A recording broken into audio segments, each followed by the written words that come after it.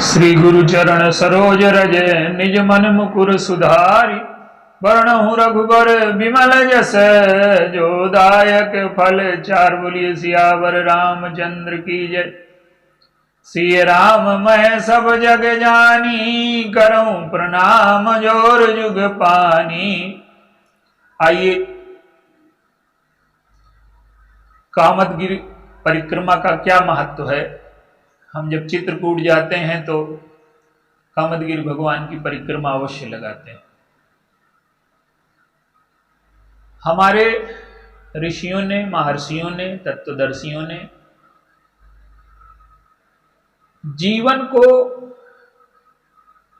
वैज्ञानिक विधि से कैसे सुंदरतम बनाया जाए, जिस प्रकार से वैज्ञानिक उपकरण बाहरी जीवन को व्यवस्थित करते हैं, उसी प्रकार से जो वृत्तियां हैं वो हमारे जीवन को अंदर से व्यवस्थित करती हैं। और जीवन का जो सारा खेल है वो वृत्तियों का है। तो हमारे ऋषियों ने इसे बहुत बारीकी से समझा। आपके पास चाहे जितनी संपत्ति हो, चाहे जितना पद हो, चाहे जितना वैभव हो, चाहे जितनी सुख सुविधाएं हो, लेकिन आप जो मन में महसूस करेंगे वही आपका जीवन होगा। अगर आपका मन बीमार है, उदास है, तो आपके जीवन में चाहे बाहर ढेर लगा दिया जाए सुविधाओं का, आप कभी प्रसन्नता महसूस नहीं करेंगे। तो एक जीवन का बाहर से निर्माण है वैज्ञानिक पद्धति से, और एक जीवन का अंदर से निर्माण है वैज्ञानिक पद्धति से। और वो वैज्ञानिक पद्धति चेतना को बदलने की वैज्ञानिक पद्धति है। और जब तक आपकी चेतना बदल नहीं जाती तब तक आप जीवन में आनंद, सुख, प्रसन्नता, शांति का अनुभव नहीं कर सकते। एक छोटा सा उदाहरण ले। हम रोज मंदिर जाते हैं, मंदिर में घंटी बजाते हैं। तो घंटी किस लिए बजाई जाती है? भगवान को सुनाने के लिए नहीं है घंटी। कबीरदास जी से पूछा गया कि भगवान कितनी बारीक ध्वनि सुन लेता है, तो कबीरदास जी ने कहा कि चींटी के पग नूपुर बाजे तो भी साहिब सुनता है। आपके हृदय की छोटी से छोटी भावना वो पकड़ लेता है। तो घंटी बजाने का क्या अर्थ है? शाम को दीपक जलाते हैं, उसके हम हाथ जोड़ते हैं। कहीं रास्ते में निकल रहे हैं, पीपल का वृक्ष मिल गया, उसके हाथ जोड़ते हैं। कहीं मध्यदेव स्थान मिल गया, उसके हाथ जोड़ते हैं। इसका तात्पर्य यह है कि हमारी जो चेतना की धारा है हमारे जीवन की, जो हमारी सोच है, जो हमारी भावनाएं हैं, वो संसार की ओर दौड़ रही। तो जब हमने घंटी बजाई तो ध्वनि हुई, तो वो जो चेतना की धारा, वासना की धारा संसार की ओर मुड़ रही थी, वो ईश्वर की ओर मुड़ गई। हम क्रोध में हैं, दिन भर उदास हैं, मंदिर के सामने निकले, भगवान को प्रणाम किया, तो जो प्रणाम है वो अंतःकरण से अहंकार को समाप्त करता है, विनम्रता पैदा करता है। तो आप चाहे जितने क्रोधित हो, उतनी देर के लिए धारा वो रुकी और आपके जीवन में थोड़ी सी शांति आई। तो इसी प्रकार से हमारे तीर्थों का महत्व है। ये तो छोटे उदाहरण है, तीर्थ थोड़ा व्यापक दृष्टिकोण है। आप देखिए, जीवन में हम परिक्रमा लगाते ही अपने से किसी हम में जो अभाव है, तो उस कमी को दूर करने के लिए किसी पद वाले के पास जाते हैं, किसी पैसे वाले के पास जाते हैं। हमारा जीवन परिक्रमा से ही बना है। दिन भर हम जो दौड़ रहे हैं वो परिक्रमा ही लगा रहे हैं। या तो पेट भरने के लिए परिक्रमा लगा रहे हैं, या वासना पूर्ति के लिए परिक्रमा लगा रहे हैं, या पद पाने के लिए दौड़ रहे हैं, महत्व पाने के लिए दौड़ रहे हैं। तो ये जो परिक्रमाएं हैं जीवन में, ये चलती रहती हैं। जीवन में ये भी आवश्यक है, लेकिन परिक्रमा का अर्थ क्या है और परिक्रमा का उद्देश्य क्या है, और हम जीवन में किस प्रकार से ऊंचाई तक पहुंच जाएं, पूर्णता तक पहुंच जाएं, आनंद तक पहुंच जाएं, दुख छूट जाए, हमारे जीवन का तनाव छूट जाए। आइए 2-3 दृष्टांतों के माध्यम से इसे समझने का प्रयास करें। पहली यात्रा प्रतापभान की यात्रा है। मानस में संकेत है कि विंध्याचल गंभीर बन गयऊ और मृग पुनीति बहु मारत भयऊ। एक तो उद्देश्य ही उसका हिंसा है। ठीक है, राजा के लिए हिंसा मान्य है।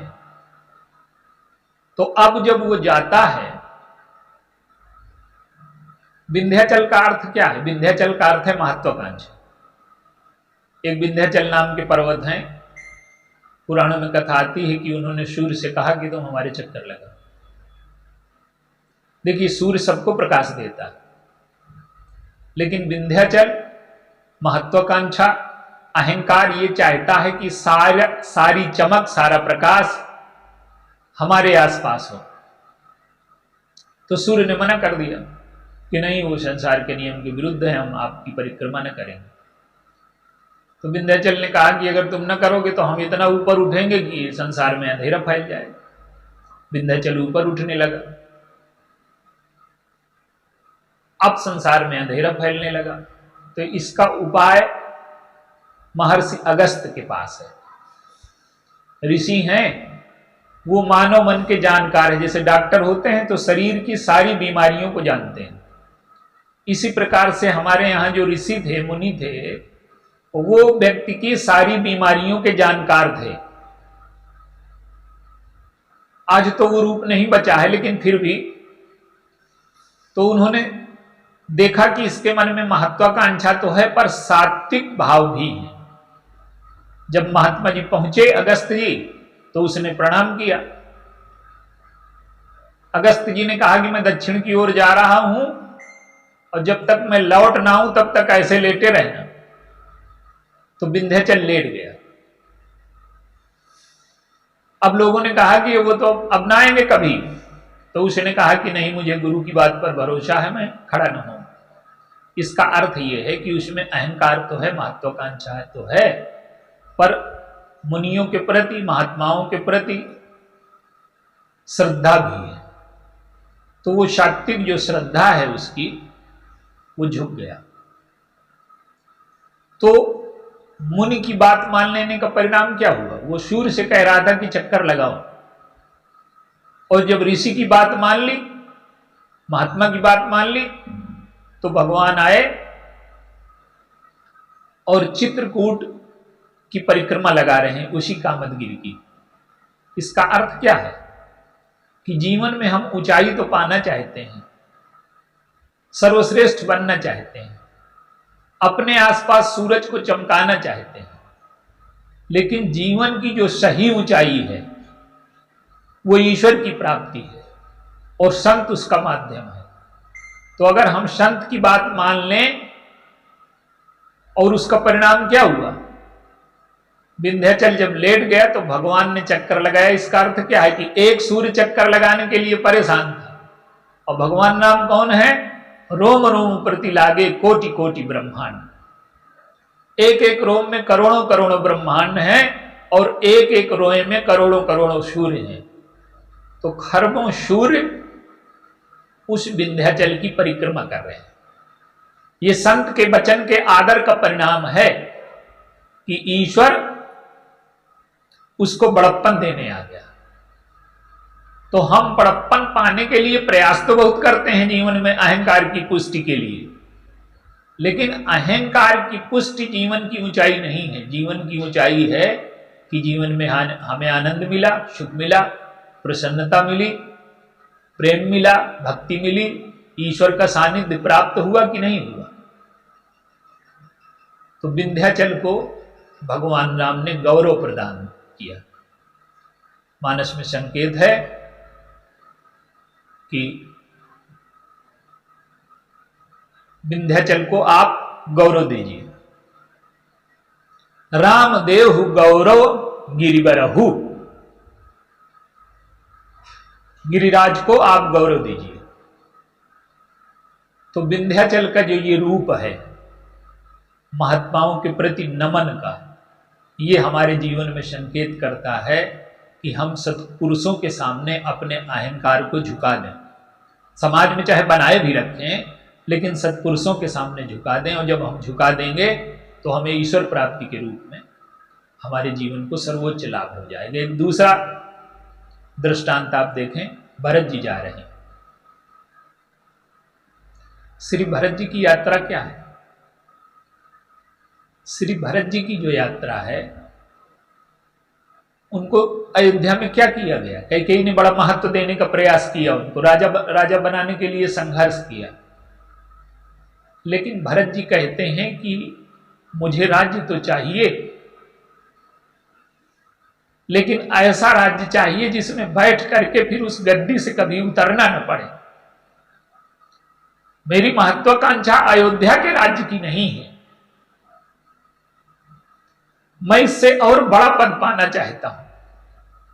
आप समझ रहे हैं कि मैं त्यागी हूं, मैं त्यागी नहीं हूं, मैं लोभी हूं, लेकिन मैं ऐसे पद को पाना चाहता हूं जिसमें बैठ करके उतरना नहीं पड़ता। तो उन्होंने वशिष्ठ जी से क्या कहा? आपन दारुण दीनता और शबहि कहो शिरुनाय, और देखे बिन रघुनाथ पद जिय कह जरनी न जाए। तो वो चित्रकूट किस लिए आए? आप देखिए, सारी सेना लेकर के आए हैं, राज्याभिषेक की सारी सामग्री लेकर के आए हैं। क्यों? वो ये मानते हैं कि अगर प्रभु पद को स्वीकार कर लेंगे तो पद बड़ा हो जाएगा। मनुष्य होता है छोटा, जब वो पद में बैठ जाता है तो वो बड़ा हो जाता है। लेकिन भरत जी कहते हैं कि भगवान राम हमारे पद में बैठने से बड़े हो जाएंगे क्या? अयोध्या के राज्य पद को यदि धन्य होना है, अयोध्या के राज्य पद को यदि बड़ा होना है, तो वो चल करके चित्रकूट में प्रभु को सिंहासन में बैठाएं, जिससे ये पद धन्य हो जाए। देखिए, प्रभु तो इतने बड़े हैं कि जब अयोध्या की राजगद्दी में बैठे तो गोस्वामी जी ने संकेत किया क्या कि भुवन अनेक रोम प्रति जासु, और यह प्रभुता कछु अधिक न तासु, और सौ जाने कर फल यह लीला, कहीं महामुनिवर दमशीला। अब सारे संसार के स्वामी को कह दिया जाए कि आप अयोध्या के स्वामी हो गए, तो ये बड़प्पन है कि ये छोटे हो गए? आप खरबपति हैं और आपसे कह दिया जाए लखपति हैं, तो ये आपकी महिमा है कि आपकी महिमा घटाई गई? तो भरत जी इस सत्य को जानते हैं कि सिंहासन को ले जाकर के प्रभु की महिमा नहीं बढ़ानी, सिंहासन को धन्य करना है। भक्ति का अर्थ है कि ईश्वर छोटा हो गया। तो अब जो है भरत जी गए, और भरत जी जब गए तो अब वो प्रसंग तो बहुत बड़े हैं, पर संकेत में आप देखें, भरत जी ने कहा कि प्रभु, ये सारे सिंहासन की जो सामग्री मैं लाया था, इसका क्या करना? तो प्रभु ने कहा कि अत्रि के पास चले जाओ, तो वहां भरतकूप का निर्माण हुआ, उसमें भरत जी की महिमा बनी। लेकिन भरत जी की जो चित्रकूट यात्रा है वो क्या है? सांसारिक वैभव उन्हें मिल रहा है, संसार का पद मिल रहा है, लेकिन भरत जी जानते हैं कि ये स्थायी नहीं है। तो वो जब गए तो चित्रकूट से लौटे तो भगवान राम की पादुका लेकर के लौटे। भगवान ने उन पादुकाओं का स्पर्श कर दिया। तो अब भरत जी के लिए वो क्या है? देखिए, सेना लेकर के जा रहे हैं भरत जी, सारी राज्य सामग्री लेकर के जा रहे हैं। इसका अर्थ क्या है? संसार में जितने युद्ध होते हैं वो अपने को राजा बनाने के लिए होते हैं या दूसरों का राज्य छीनने के लिए होते हैं। रावण है, युद्ध करता है दूसरों से छीन लेने के लिए, यह निकृष्ट है। अपने अहंकार की पूर्ति के लिए, महत्वाकांक्षा की पूर्ति के लिए, स्वार्थ की पूर्ति के लिए, लालच की पूर्ति के लिए लाखों युद्ध होते हैं। लेकिन अयोध्या के जो श्रेष्ठतम युद्ध है वो क्या है, सेना का कैसे प्रयोग हुआ। दशरथ जी सेना का प्रयोग करते हैं इंद्र की सहायता के लिए, माने अपने स्वार्थ के लिए सेना का प्रयोग करना अलग विषय है, पर सज्जनों की सहायता के लिए सेना का प्रयोग करना दूसरा विषय है। तो दशरथ जी एक ऊंचाई पर पहुंचे और भरत जी उनसे भी ऊंचाई पर पहुंचे, अपने राजा बनाने के लिए नहीं, भगवान को राजा बनाने के लिए, कि जब वो गद्दी पर बैठेंगे तो सेना उनके प्रति निष्ठा प्रदर्शित करेगी, सम्मान प्रदर्शित करेगी। तो सेना जो आक्रमण का साधन है उसे भरत जी ने समर्पण और प्रेम का साधन बना दिया। हिंसा के साधन को प्रेम के साधन में बदल देना भरत जी के चरित्र की सबसे बड़ी महानता है। तो भरत जी की यात्रा है दूसरों को महत्व देने के लिए, ईश्वर तक पहुंचने के लिए, और उस यात्रा का परिणाम हुआ कि भरत जी को इतना बड़प्पन मिला कि उनका नाम स्मरण करने से व्यक्ति का हृदय शुद्ध हो जाता है, बड़प्पन हो जाता है। अब भगवान राम को देखिए, भगवान राम की जो चित्रकूट यात्रा है वो कौन सी यात्रा है। दशरथ जी कहते हैं कि हम इन्हें गद्दी में बैठा देंगे। दशरथ जी का मानना यह है कि अगर श्री राम गद्दी पर बैठ जाते हैं तो ये राजा हो जाएंगे, बड़े हो जाएंगे। राजा वो नहीं है जो स्वयं को बड़ा बना लेता है और प्रजा को छोटा बना लेता है। राजा वो है जो पहले सबको बड़ा बना दे और स्वयं छोटा हो जाए। राजा का कार्य क्या है? राजा का कार्य प्रजा की सेवा है, मानवाधिकारों की रक्षा के लिए अपने अधिकारों को त्याग देना, प्रजा के सुख के लिए अपने सुख को त्याग देना, प्रजा को कष्ट ना आने पाए इसलिए कष्ट उठाते रहना, प्रजा चैन से सोती रहे इसलिए राजा का कार्य है रात भर जगते रहना। भरत जी ने यही करके दिखाया।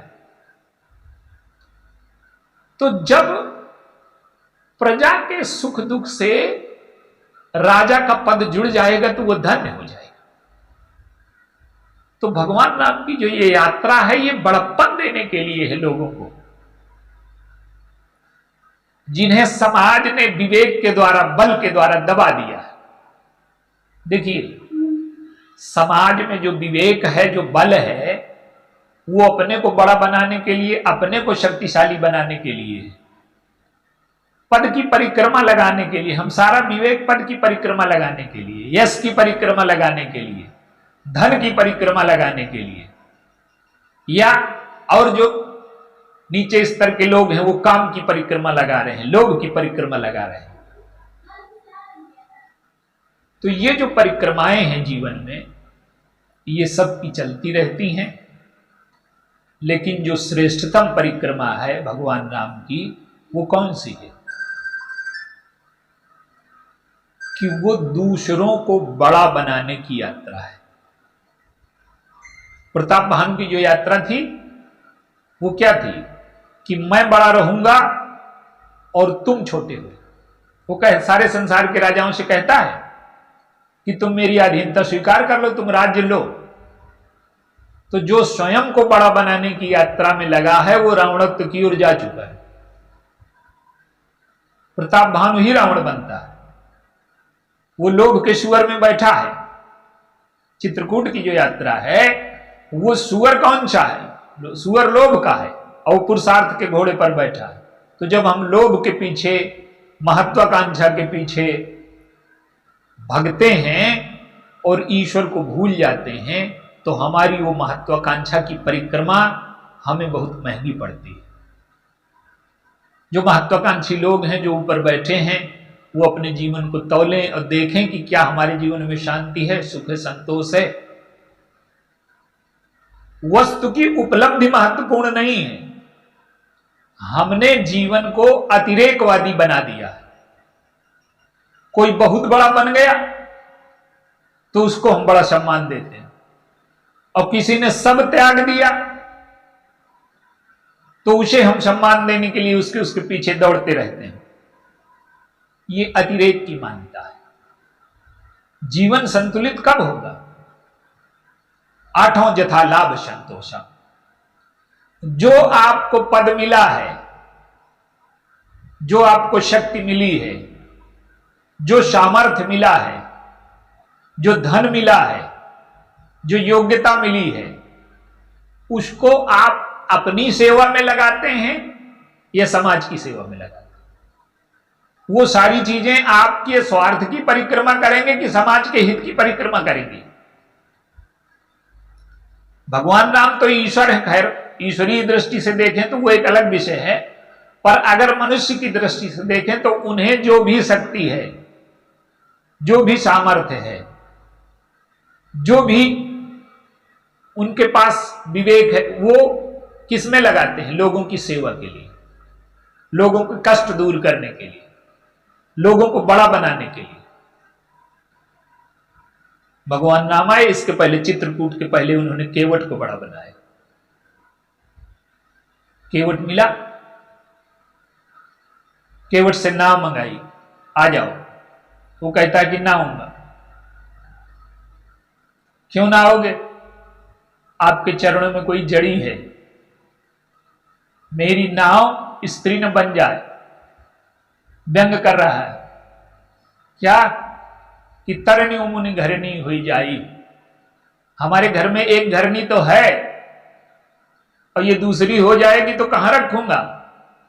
और आप इसी झगड़े की वजह से तो आए हैं, छोटी मां ने आपको भेज दिया, ये मैं ना करूंगा। अब भगवान कहते हैं कि ठीक है, सोई करो जे तब नाव न जाई, वही कर लो जिससे तुम्हारी नाव न जाए। तो उसने कहा कि मैं कोई पढ़ा लिखा आदमी नहीं हूं, उस सीधी भाषा में बात करो। अब देखिए भगवान क्या चाहते हैं। केवट भगवान के चरण धोना चाहता है तो कहे कि हम धोना चाहते हैं, ये तो सभ्य मार्ग है। लेकिन उसने कहा कि अगर धुलवाना है आपको चरण तो मुझसे कहिए, जो प्रभु पार अवसगा चाहू मोहि पद पदुम पखारन कहा। अब कोई अपने चरण धोने के लिए कहेगा तो उसकी मर्यादा रह जाएगी क्या? लेकिन वो भगवान से कहलवा लेता है। आप किसी के घर जाएं, आप कहें कि हमारे चरण धो दो, तो ये तो ठीक नहीं है, मर्यादा नहीं है।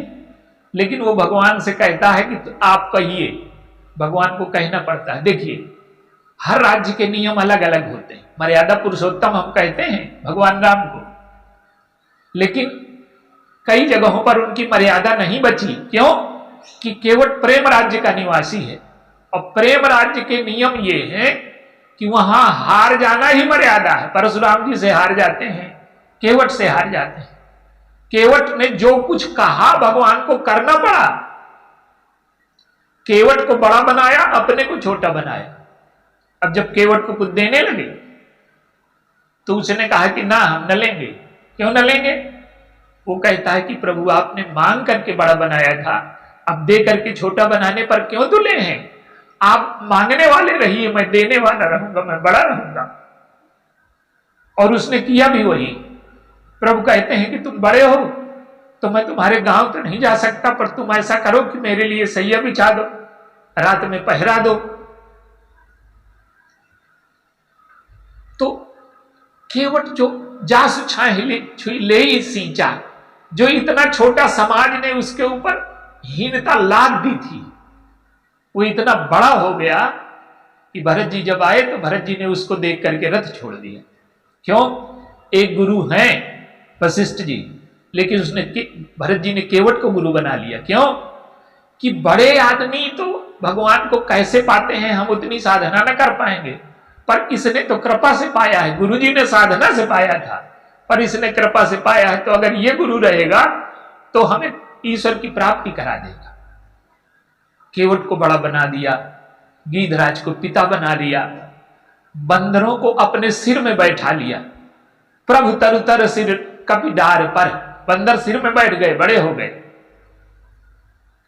और देखिए कितने बड़े, कितना बड़ा बनाया लोगों ने।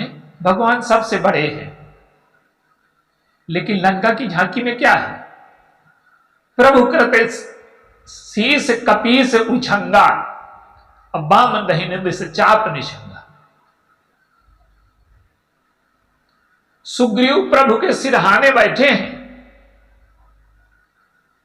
लोग चरणों में बैठने के लिए जीवन लगा देते हैं ऋषि मुनि, लेकिन भगवान ने सुग्रीव को इतना बड़ा बना दिया कि तुम मेरे सिरहाने बैठ जाओ।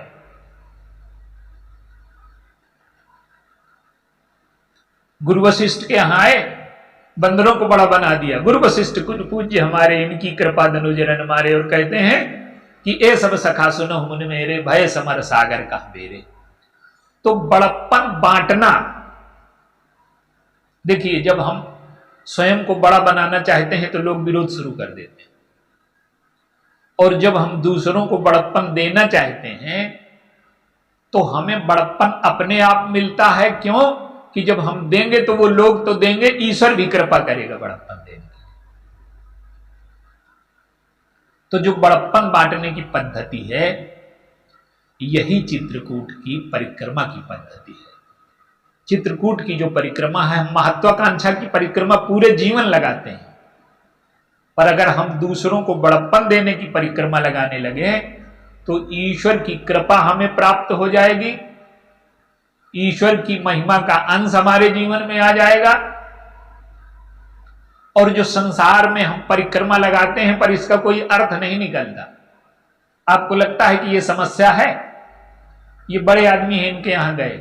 संसार में आप चाहे जितनी परिक्रमाएं लगाइए, आपकी समस्या का समाधान संसार में है ही नहीं। अगर हमें परिक्रमा लगानी है तो हम भगवान के चरित्र की परिक्रमा लगाएं, उनके चरित्र को अपने जीवन में उतारें, जो उन्होंने दूसरों को बड़ा बनाने के लिए अपनी सारी शक्ति, सारी सामर्थ्य, सारी महिमा, अपनी महिमा सिद्ध करने के लिए नहीं, दूसरों की महिमा सिद्ध हो जाए, दूसरे कैसे बड़े बन जाएं। सबरी हैं, सबरी के यहां जाकर के जिनको कोई, तो भगवान की जो पद्धति है वो पद्धति ये है कि हर व्यक्ति महत्वाकांक्षा चाहता है, हर व्यक्ति बड़ा होना चाहता है, और इसमें बुराई नहीं है। महत्वाकांक्षा छोड़ दो ये कहना बहुत सरल है, लेकिन महत्वाकांक्षा को हम सही दिशा दें, भरत जी जैसे कि महत्वाकांक्षी बने तो ईश्वर के चरणों तक, सबसे बड़ी चीज तक पहुंच जाए, जहां बैठ करके कभी उतरना नहीं पड़ता। हनुमान जी गए लंका, रावण से कहते हैं कि रामचरण पंकजूर धरहु, लंका अचल राज तुम करो। तुम अगर भगवान के चरणों को हृदय में रख लोगे तो लंका का अचल राज्य मिल जाएगा। रावण ने बात नहीं मानी, पर विभीषण ने वो मंत्र मान लिया। तुम्हारो मंत्र विभीषण माना, यही मंत्र है, लंका अचल राज तुम करहु। तो विभीषण को कौन सा राज्य मिला? करहु कल्प भर राज तुम, मोहि सुमरहु मन माहि। अब पुण्य जहां संत सब जाए, राजा होकर के वहां जाएंगे जहां संत जाते हैं। तो भगवान के जीवन से, भरत जी के जीवन से हम महत्वाकांक्षा जीवन में रखें, पर उसे संत की ओर, ईश्वर की ओर, दूसरों को बड़ा बनाने की ओर मोड़ दें। यही कामदगिरि परिक्रमा का महत्व है, और यही हमारे जीवन को धन्य कर सकता है। और कामदगिरि परिक्रमा का ये सूत्र समझ लें और अपने जीवन को धन्य बनाएं, पूर्ण बनाएं, रस से भरा बना दें, भगवान की भक्ति से भरा बना दें। आनंद मिल जाएगा हमें जीवन में, पूर्णता प्राप्त हो जाएगी। बोलिए सियावर रामचंद्र।